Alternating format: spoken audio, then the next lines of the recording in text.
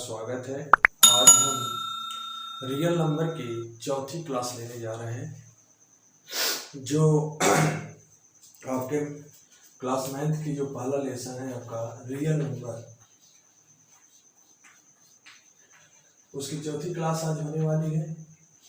और मैं चौथी क्लास में ये बताया था कि रियल नंबर में आपका जो नया मैथ का जो पैटर्न हुआ है, सिलेबस में कुछ चेंज आया है, जिसमें आपका 1.1 रिमूव कर दिया गया है लेसन का। जो एक यूक्लिड विभाजन प्रमेय थी, आपका सिलेबस से आउट कर दिया गया है। 1.2 जो आपका 1.1 बन गया है, और 1.3 जो आपका 1.2 बन गया है, और 1.4 आपका निकाल दिया गया। यानी कि ये दो जो लेसन थे हमारा हटा दिया गया है, और टोटल हमारा 40% कट ऑफ हुआ है इस बार का लेसन में। तो इसलिए कृपया जब भी आप मैथ का सिलेबस पढ़ें तो इस चीज़ को जरूर ध्यान रखें, क्योंकि हमारा टारगेट होता है परसेंटेज अचीव करना। तो जो सिलेबस से आउट है उस चीज़ पर हम कम फोकस करेंगे, अर्थात ना के बराबर, और जो चीज़ हमारे सिलेबस में है उस पर हम ज़्यादा फोकस करेंगे। तो यूक्लिड विभाजन मैंने चूँकि पढ़ा चुका था, लेकिन उस सिलेबस से मैंने देखा कि आउट हो चुका है, तो मैंने कहा कि आपको बता दें कि ये सिलेबस से निकाल दिया गया है। तो 1.1 लेसन आपसे निकाल दिया गया है, और 1.4 लेसन आपका निकाल लिया गया है। ये सबसे इम्पोर्टेंट चीज़ है। मैं जब भी कोई लेसन नया पढ़ाऊँगा तो उससे रिलेटेड जो भी चीज़ें होती है, क्वेरी होगी आपको कि उसमें क्या अपडेट किया, क्या नहीं अपडेट किया गया है, इस चीज़ को मैं बताऊंगा। तो 1.2 जो था 1.1 बन गया है, और 1.3 जो है 1.2 बन गया है। तो हमने बताया था कि कल के लेसन में कि प्राइम फैक्टर क्या होता है। आज का जो आपका कॉन्सेप्ट है कि हमने कहा था कि इरेशनल जो नंबर होते हैं आपके, बेसिकली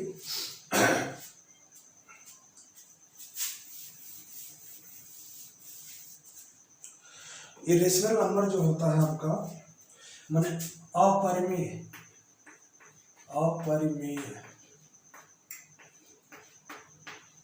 संख्या का हम इसमें थोड़ा सा 1.2 लेसन है हमारा, बेसिकली इसी पर डिपेंड है। तो अपरिमेय संख्या किसे कहते हैं इसके बारे में, यानी कि जो परिमेय नहीं होती है उसे अपरिमेय कहते हैं।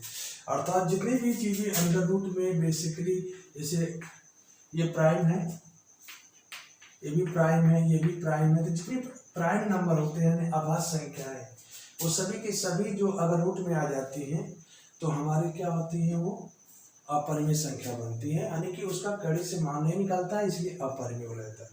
दूसरी चीज, एक होता है अभाज्य संख्या। अभाज्य संख्या उसे कहते हैं जो एक से कटे और खुद से कटे, एक से कटे और खुद से कटे, तो वह अभाज्य संख्या होती है। और ये बेसिकली देखा जाए तो जितनी भी ऑड होती है नंबर, अभाज्य संख्याएं जो होती हैं वो ऑड होती हैं, लेकिन केवल ऐसी एक 2 ऐसी संख्या है जो अभाज्य भी है और वो सम है। तो सबसे छोटी जो होती है अभाज्य संख्या 2 होती है, लेकिन ये सम होती है। इसके बाद जो भी आपकी अभाज्य संख्याएं आएंगी, सब के सब क्या आएंगी, ऑड आएंगे, यानी कि विषम आएंगे। यानी कि एक से ऐसा क्वेश्चन किया जाता है कि कौन ऐसी अभाज्य संख्या है जो सम होती है, तो बस उसका स्टार्टिंग ही 0.2 होता है। अदर जितनी संख्याएं होती हैं वो विषम होती हैं, और ये अभाज्य क्यों, क्योंकि ये एक से कटती हैं और खुद से करते हैं, इसके अलावा कोई संख्या से भाज्य नहीं कर सकता। तो ये तो हो गया अभाज्य संख्या। इसके बाद एक और होता है सअभाज्य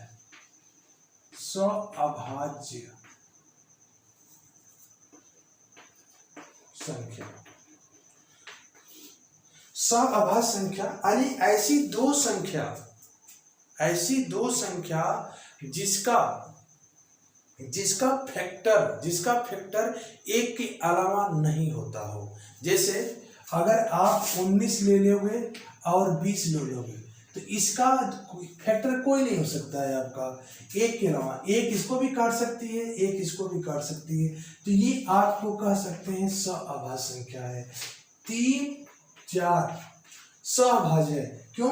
क्योंकि इनका फैक्टर करेंगे तो हमेशा गुणनखंड एक के अलावा कोई नहीं आएगा, यानी कि इसका जो HCF हो, HCF जिसे कह सकते हैं, हमेशा क्या है? एक है। ऐसी दो संख्याएं जिनका HCF एक आता हो, जिसका HCF क्या है? केवल एक आता हो, उसको कहते हैं हम सअभाज्य संख्या। 3 4 4 5 6 7 ये सब के सब क्या है? इनका जब भी आप निकालेंगे HCF हमेशा 1 आएगा, और जिस भी दो संख्याओं का HCF 1 आता है उसको कहते हैं सअभाज्य संख्या। तो सअभाज्य संख्या में ये मैं इस कॉन्सेप्ट को इसलिए बता रहा हूँ क्योंकि जब मैं अपरिमेय संख्या बताऊंगा तो उसमें आपको सिद्ध करना बताऊंगा कि अपरिमेय संख्या आपका बेसिकली कैसे निकाली जाती है, तो उसके बिहेव पर वर्क करेगा। तो इनमें इनका कॉन्सेप्ट उसके अंदर इन्वॉल्व होता है, पहली बात। दूसरी चीज है कि अब ये कोई सिद्ध करना है, जैसे सपोज दैट कि आपको पेपर में आ गया कि सिद्ध कीजिए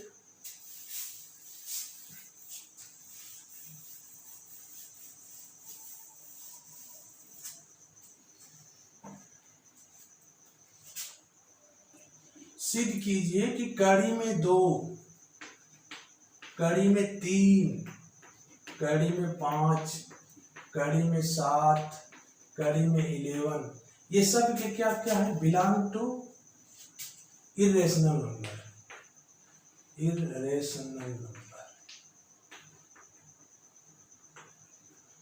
यानी कि अपरिमेय संख्या, अपरिमेय संख्या है। ये सिद्ध करना है आपको है कि ये अपरिमेय संख्या है। तो सबसे पहले हम क्या करते हैं कि जब किसी भी संख्या को अपरिमेय सिद्ध करना हो, किसी भी संख्या को अगर अपरिमेय सिद्ध करना है तो हम उसका उल्टा सिद्ध करते हैं, और उसको उल्टा मान लेते हैं कि ये परमेय है। सबसे पहली बात थी कि किसी संख्या को सिद्ध करना है कि ये परमेय है, परमेय है, तो उसको हम क्या मान लेंगे? परमेय है। और जब परमेय की बात करेंगे तो परमेय की जितनी भी कंडीशनें होती है उस पर हम लागू करेंगे। अगर वो कंडीशन सर्टिफाइड करता है तो वो आपका क्या होगा? परमेय हो जाएगा। लेकिन कंडीशन सर्टिफाइड नहीं करता है, यानी कि उसके विरुद्ध वर्क कर रहा है, तो इसका मतलब क्या है? वो अपरमेय है। यानी कि हम पहले उसको परमेय मानेंगे और वो परमेय के जितने गुण होते हैं उस पर लागू करेंगे। अगर वो गुण उसे मैच नहीं करता है तो वो कह देंगे कि यह परमेय ना है, कहते अपरिमेय संख्या। सपोज दैट एक एग्जाम्पल सिंपल सा लेना चाहते हैं कि अगर मैं मान लो कि मुझे सिद्ध करना हो कि you are prove that you are boy, आप एक लड़के हो, इस बात को सिद्ध करो, तो हम क्या करेंगे कि हमने मान लिया कि आई एम गर्ल, मैं एक लड़की हूं, और उसके बाद मैंने बताया कि मेरे देखिए मैं एक लड़की हूं और मेरी मूछें हैं, और मेरी मूछें अगर हैं तो ये देखिए लड़कियों के अंदर मूछें नहीं होती हैं, यानी कि मूछ वाली हार्मोन्स जो होता है लड़कियों में पाया नहीं जाता, तो उनके पास मूछें नहीं होती हैं। मेरे पास मूछें हैं, इसलिए I am not a girl, I am a boy, मैं एक लड़का हूँ। कहने का मतलब कि मैं अपने आप को जो चीज सिद्ध करने के लिए कहे ना उसका आप उल्टा मान लो। जैसे उन्होंने कहा कि prove that you are boy, तो आपने मैंने इसको क्या क्या एज्यूम कर लिया कि आई एम गर्ल, तो उसके बिहेव पर मैंने जितने भी बॉय गर्ल की प्रॉपर्टी थी उसको मैं लागू करने की कोशिश करूंगा, लेकिन उस पर कोई लागू नहीं होगा। अब जब लागू नहीं हुआ तो आई एम बॉय। तो सिंपली से तरीका है उसको प्रूव करने का। तो इसी तरह मैं इसको सिद्ध करने जा रहा हूं, तो मैं इसकी जगह पर एक सिंपल से क्या मान ले रहा हूं कि √x मान ले रहा हूं। इससे क्या होगा कि ये सबके लिए लागू हो जाएगा। जैसे आपको कड़ी में x, तो x की वैल्यू आपको क्या मान सकते हैं कि 2 भी हो सकता है, 3 भी हो सकता है, 5 हो सकता है, 7 11 XYZ जो भी आप मानना चाहते हैं तो मान लीजिए। तो मैं केवल इसको सिद्ध करूंगा। सिद्ध क्या करना है कि सिद्ध कीजिए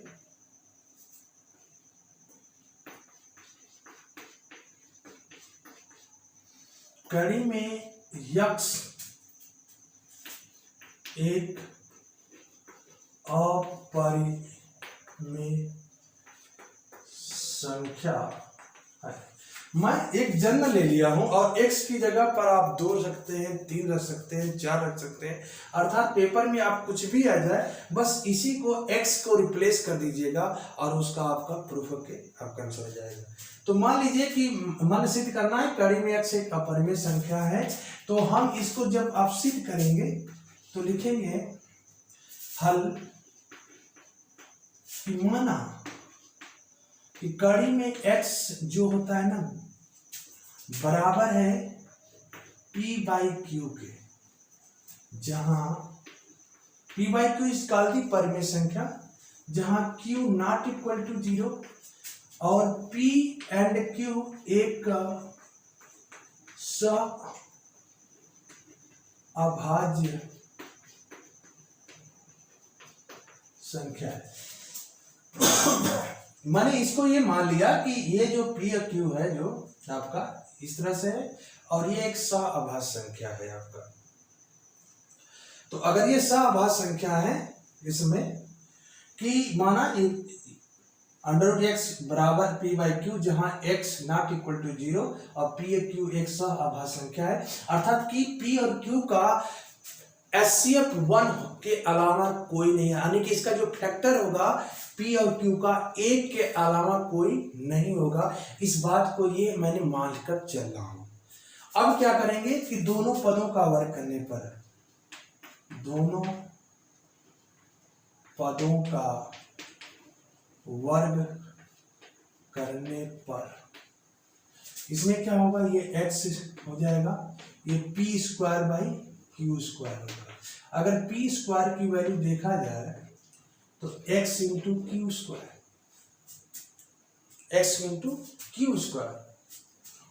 अब इसमें ध्यान दीजिएगा, इसका मतलब क्या है कि अगर कोई संख्या p² को q² काटती है तो उसका हमेशा अंडर जो होता है वो x² को भी काटेगी। तो इसमें ध्यान दीजिएगा कि p² का गुणनखंड एक 2 आ गया, क्योंकि 2 x टाइम मल्टीपल है। तो इसका मतलब कि p² यानी कि p का एक गुणनखंड क्या है, q है। अर्थात p बराबर क्या लिख सकते हैं, 2q लिख सकते हैं कि नहीं लिख सकते हैं, क्योंकि मैंने इसको मान लिया कि ये इसका गुणनखंड है। तो अगर आपको कंफ्यूज नहीं समझ में आ रहा है तो आपको यहाँ पर 2 ले लीजिए, बहुत कंफ्यूजन आपको शायद हो रहा होगा, तो एक 2 लेकर मान लीजिए। तो इसमें क्या हो बता रहा है कि p² की वैल्यू 2q के बराबर है, यानी कि p का एक गुणनखंड क्या है आपका 2 है, यानी कि p² क्या है, एक सम संख्या है। अभी मैंने कहा कि p और q का एक सह-अभाज्य संख्या है, इनका गुणनखंड 1 है, यहां पर क्या आ गया 2 है। यानी p क्या आपका है, हो गया सम संख्या है। क्या संख्या आ गई, सम आ गई, क्योंकि ये 2 का गुणनखंड है यानी कि सम है। तो अगर p बराबर सम है तो इसकी वैल्यू यहां रख दीजिए, p की वैल्यू इसमें, तो ये हो जाएगा आपका 2m का होल स्क्वायर बराबर 2q²। अगर देखा जाए तो 4m² बराबर 2q², और 4 को यहाँ काटेंगे तो 2 टाइम हो जाएगा। और इसको थोड़ा सा मैं इधर लेकर दिखा रहा हूँ, तो ध्यान दीजिएगा। तो ये हो जाएगा q² बराबर 2m², और इस बात को सिद्ध कर रहा है कि q का एक गुणन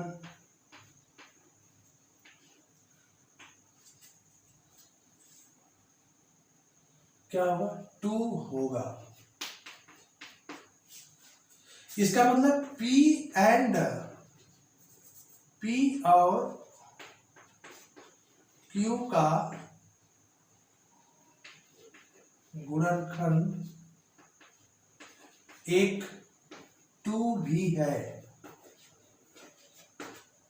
हमने क्या यहां मान चला कि यह एक सह-अभाज्य संख्या, और सह-अभाज्य संख्या में आपका मैक्सिमम एचसीएफ यानी कि उसका फैक्टर जो होता है गुणनखंड, इसका क्या होता है 1 होता है। और यहाँ पर मैंने देखा कि जब इसका स्क्वायर किया हूँ तो यहाँ पर p का गुणनखंड क्या होगा 2 टाइम हो गया, यानी कि ये सम संख्या है, तो मैंने p बराबर 2m मान लिया। और 2m की वैल्यू जब p स्क्वायर की जगह रखा तो आपको यहाँ से m क्यू की स्क्वायर बार 2m आ गया। इसका मतलब क्या है कि q का भी एक गुणनखंड 2 है। इसका मतलब हमने जो यहाँ माना का कि एक ये सआभाज्य संख्या है, यह सआभाज्य संख्या नहीं है। अगर ये सआभाज्य संख्या नहीं है इसका मतलब हमारा कड़ी में 2 जो है आपका परिमेय संख्या नहीं है, अर्थात मानी गई बात क्या होगा विरोधाभास हो गई। अर्थात यहां पर लिखेंगे, यहां पर विरोधाभास उत्पन्न होता है। अगर यहां पर विरोधाभास उत्पन्न होता है तो कड़ी में 2 एक अपरिमेय संख्या होगी इति सिद्धम। ऐसा ही सिद्ध है। मैंने आपको ये दिखना है कि यहाँ पर मैंने एक कंडीशन क्या लगाया है कि p का गुणनखंड 2 है, यहाँ पर बता दिया q का गुणनखंड 2 है। अर्थात क्या है कि एक के अलावा एक गुणनखंड और आ रहा है जो 2 है। इससे सिद्ध होता है कि जो हमने कथन मानी थी वो कथन गलत है। अर्थात कड़ी में 2 क्या है, एक अपरिमेय संख्या है इति सिद्धम। बस उसका इतना ही बायोडाटा है, आप नोट कर लीजिए। ये आपका बेसिकली ऐसे है, आप ऐसे लेट करते जाएंगे, मानते जाएंगे और आपका ये उत्तर आपका मिल जाएगा। इसी पर आपको ये लगा लीजिए या इस टाइप लगा लीजिए, बहुत आसान सवाल है। इसी तरह हमने इसलिए ये माना था, आपको थोड़ा सॉरी है, ये 2 ले लीजिए, आप 2 ले लीजिएगा, 3 ले लेंगे, ये सब पर अप्लाई होगा। बस ये ध्यान दीजिएगा 2 है तो यहाँ पर 2 लिखेंगे, अगर यहाँ 3 होगा तो 3 लिखेंगे, यहाँ 4 होगा 4 लिखेंगे, 5 होगा तो 5, मतलब 4 तो होगा नहीं, बेसिकली 3 हो सकता है, 5 हो सकता है। तो यहाँ पर जैसे तरह 2 सिद्ध कर दिए हैं कि 2 भी फैक्टर है, तो यहाँ पर सिद्ध अगर 3 होगा तो 3 फैक्टर भी हो जाएगा, 5 होगा तो 5 दिखा देंगे, 7 होगा तो 7 दिखा देंगे, यानी कि ये वैरी करता रहता है। तो मैंने इसको जनरल मान के चलने की कोशिश किया है, लेकिन आपको थोड़ा सा कंफ्यूजन हो गया है, इसलिए थोड़ा सा ध्यान दीजिएगा। तो मैंने इसको मान लिया कि कड़ी में 2 ही है। आप कड़ी में 3 होगा तो यहाँ 3 रख दीजिएगा, कड़ी में 5 होगा तो यहाँ 5 रख दीजिएगा। यहाँ पर जहाँ पर ये लिखे हैं 2 2 वहाँ 5 5 चला जाएगा, 7 होगा तो 7 7 चला जाएगा। इस तरह से इसको उतार लीजिए, स्क्रीनशॉट ले लीजिए। और आपका यही आपका अपरिमेय संख्या में सबसे इम्पोर्टेंट क्वेश्चन है जो बताया जाता है। एक सवाल और है, इस पर हम दिखा दे रहे हैं, इसको मिटा दे रहे हैं।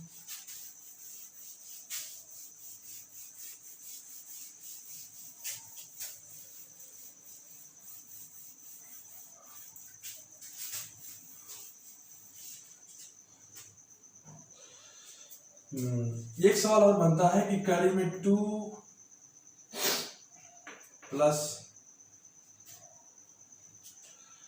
3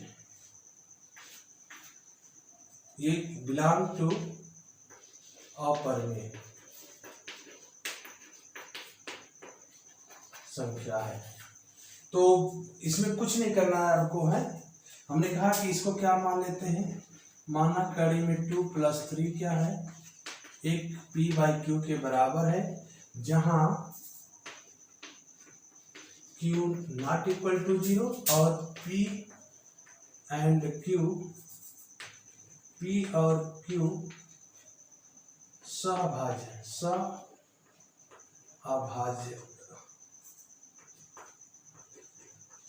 संख्या है। बस इतना मान लेंगे। और इसको क्या करेंगे, कड़ी में 2 + 3 बराबर p/q है, 3 उधर चले जाएगा, कड़ी में 2 बराबर p + p/q -3, इसको दिखा जाएगा कड़ी में 2 बराबर p -3q बटे q। तो ओवरऑल देखा जाए कि कड़ी में 2 आपका क्या है, अपरिमेय है,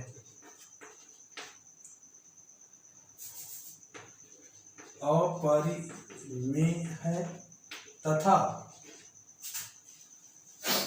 लेफ्ट हैंड साइड और राइट हैंड साइड देखा जाए तो p -3q बटे q एक परिमेय है।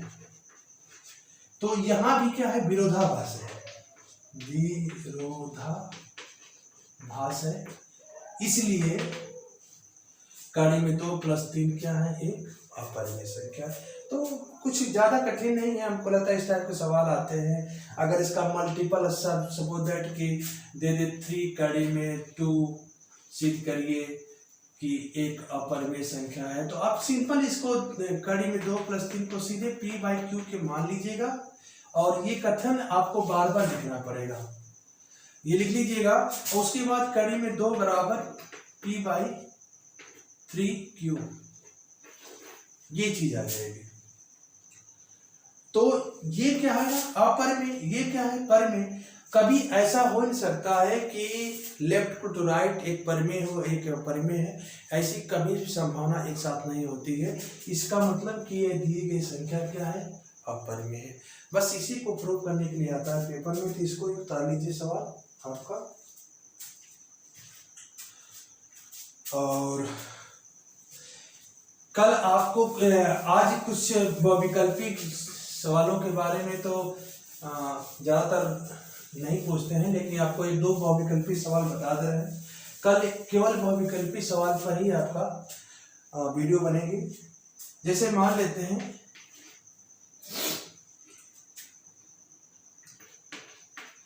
निम्न लिखित में से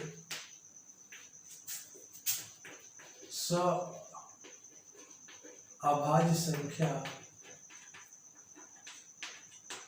कौन सी है, क्वेश्चन मार्क हो गया। तो पहला आपका जैसे ऑप्शन में दे दिया 2, 4, दूसरा ऑप्शन में 3, 5, सी ऑप्शन में 5, 10 और डी ऑप्शन में आपका 6, 12। तो इसमें से कौन ऐसी संख्या है जो सभाज्य है, इस टाइप का क्वेश्चन कर दिया। तो इसमें देखेंगे कि जो कॉम्बिनेशन है उसमें किसका HCF 1 है, किसका HCF 1 है। तो इसका देखिए HCF 1 तो दोनों का होगा ही, 2 भी होगा। इसमें HCF 1 है, इसमें 1 और 2, 1 भी होगा, 5 भी होगा। इसका HCF देखा जाए तो 1 भी होगा और 6 भी होगा। तो कहने का मतलब कि मिनिमम की बात करें तो 6 होगा, मिनिमम 2 होगा, मिनिमम 5 होगा, लेकिन इसमें हमेशा HCF क्या होगा, 1 होगा। तो जिसका HCF 1 होता है वो सभाज्य संख्या होती है, यानी कि उसका फैक्टर मैक्सिमम मिनिमम कितना, मैक्सिमम कितना होना चाहिए, 1 होना चाहिए। तो आपका ये आपका बी आंसर राइट है। दूसरी बात, निम्नलिखित अभाज्य संख्याओं में